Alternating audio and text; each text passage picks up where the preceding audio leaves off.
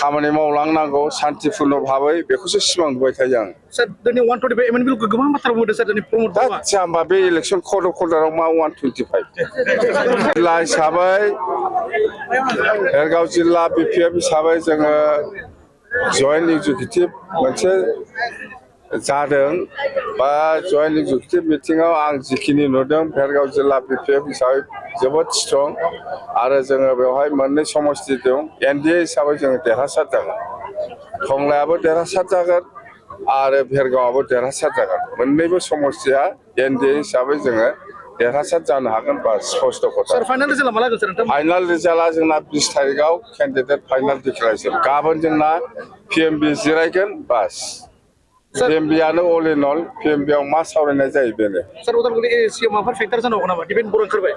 दिपेन बर'निफ्राय देरसिन आरो प्रेसिडेन्ट दंबावोबा फैबावथोंना थेवबाबो जोंनि थाखाय फेक्टर नङा। Sir, मोनसे खोथा दिनै प्रमद बर'आ मोनसे सयजालुखौ सिमां नुदोंमोन। नोंथाङा दायो मा सिमां नुदों सर? आंहा मा सिमां नुदों जोंना सिमाङा जाहैबाय बिटिसिखौ मोजां दाफुंनांगौ बयबो जाथि जनगोष्ठीखौ लानानै खामानि मावलांनांगौ सान्थिपुर्ण भाबै बेखौसो सिमां नुबाय थायो आं। Sir, दिनै 125 एमएनपि खौ गोबां बाथ्रा बुंदों सर दिनै प्रमद दा बर'आ। जाम्बा बे इलेक्सन कड अफ कन्डाक्टआव मा 125